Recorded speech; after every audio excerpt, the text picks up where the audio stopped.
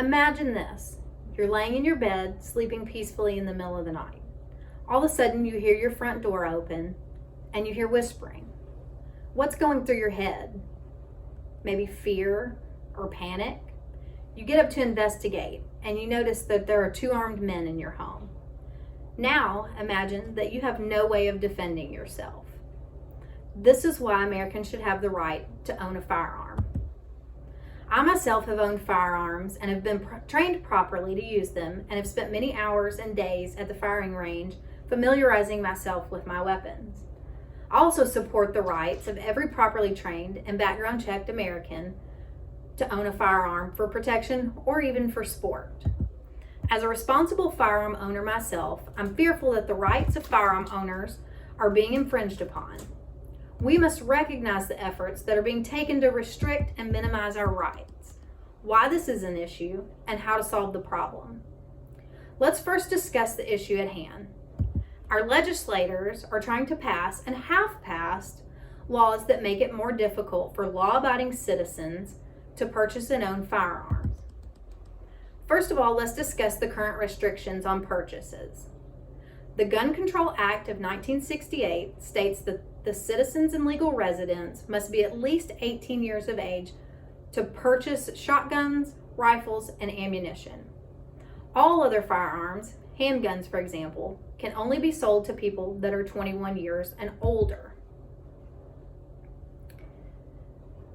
You must also pass a background check.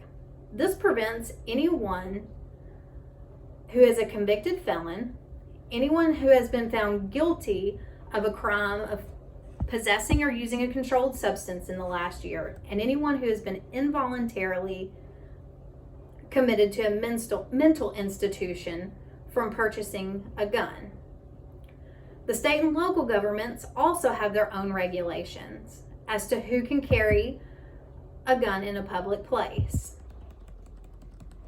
Now, let's talk about another aspect of restrictions on firearm ownership. Red flag laws allow family members, law enforcement, and others to remove a person's firearm if they are concerned about an individual.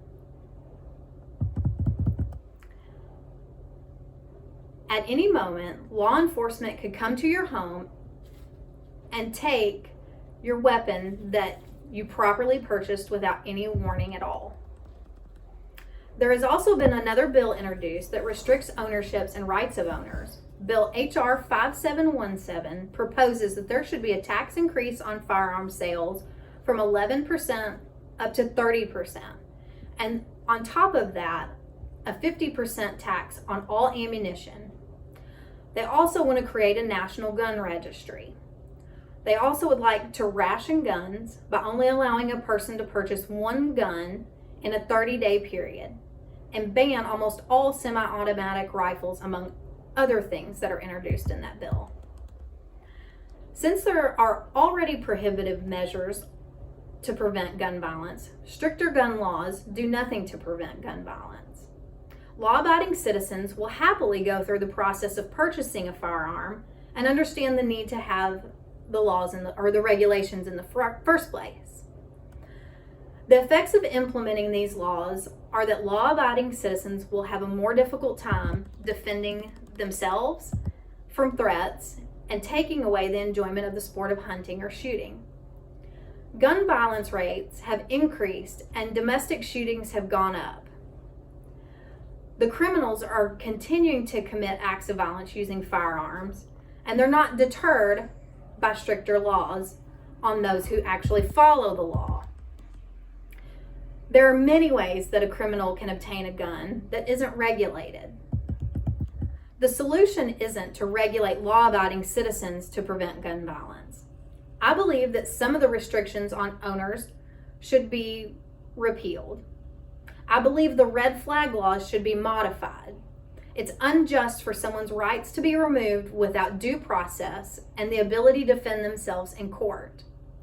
I believe that the laws of the state you reside in should apply to you no matter what state you travel to.